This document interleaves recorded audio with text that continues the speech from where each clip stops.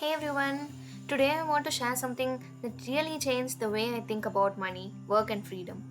I've been reading Rich Dad Poor Dad by Robert Kiyosaki, and in the very first chapter, he teaches a lesson that hits differently, especially for anyone who has ever felt stuck in a paycheck to paycheck life. Now, this isn't just a summary of the book. I have also shared my perspective and what I truly understood from it. Because for me, the chapter wasn't all about money. It was about mindset, opportunity, and taking control of your life. So grab a notebook or just sit back and let's dive into chapter 1. The rich don't work for money. You know, when I first read Rich Dad Poor Dad, what struck me the most was the idea of having two fathers, two completely different views of life and money. One father, the poor dad, was educated, hardworking, and believed deeply in the system. Study well, get a good job, and play it safe. The other, the rich dad, did not have a fancy degree, but he understood how money really moves. He believed in learning about money and not just earning it. And as I read, I realized most of us grow up listening to the poor dad mindset. Go to school, get grades, get a job. We are taught to chase security and not freedom. But Rich Dad's perspective flipped that for me. He said, don't work for money, make money work for you. That line hit me hard. It made me question, have I been studying how to make a living or how to build wealth? To me, this chapter isn't just about two men, it's about the two voices that exist inside all of us. One says, play it safe. The other whispers, think bigger. And understanding the difference, that's where my mindset about money started to change. So there was this part of the story where Robert and his friend Mike started working for the rich dad. They were only 9 years old and they earned 10 cents an hour at one of his small stores. At first, they were excited. You know that feeling of getting a first job and first paycheck, right? But soon reality hit, and the work was repetitive, the hours were long, and the pay was very tiny. They started to feel what most of us feel at some point. I'm working so hard, but I'm not getting really ahead. When I read that, I could totally relate. We have all had those moments, whether it is a job, a project, or even studies, where we realize we are putting much efforts but not seeing real value in return. That's when Rich Dad stepped in with his first big lesson. He told them most people never think beyond their paycheck. They get scared of not having money, so they keep working for it. And the fear controls them. And that hit me hard. Because honestly, it's true. Fear and desire drive most of our financial decisions. Fear of being broke and desire for comfort. We think we are being practical, but actually, we are being emotional. For me, this part wasn't about the 10 cents. It was about learning that money can control you if you don't learn how to control it first.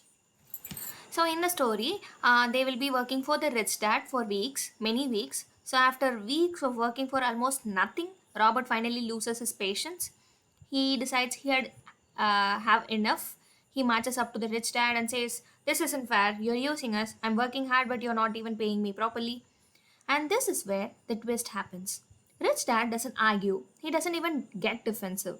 He just smiles and says something that completely changes the conversation. He tells Robert, good, most people get angry when they realize that they are being used. But that anger can either make you smarter or keep you trapped. And then he adds, the poor and the middle class work for money. The rich make money work for them. And that's the sentence that shaped everything that followed. When I first read that, honestly, it made me stop because we are raised to believe that working hard is the ultimate goal, right? But Rich Dad was saying working hard for the wrong thing keeps you stuck. It made me think how often we chase salaries, promotions, or titles, but never really stop to learn what money actually is, how it flows, or how to make it work for us. This part taught me that the rich dad wasn't being unfair, he was training the mindset.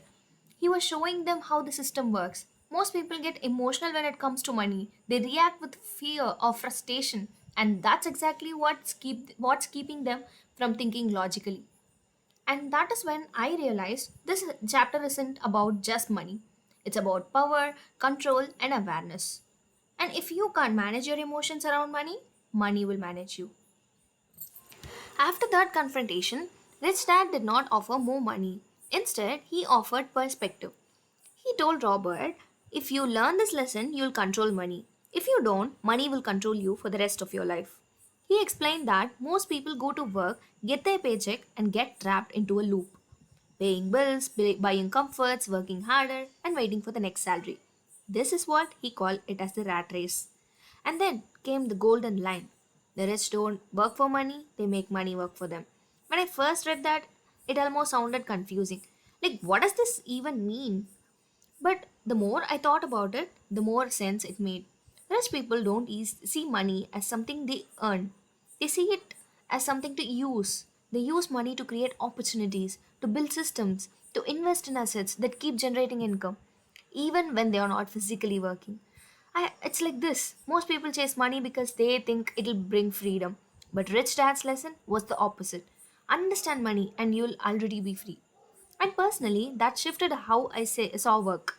Instead of just asking how much I will earn, I started asking what am I learning that can earn for me, even when I'm not working. So that's the mindset gap this chapter tries to open.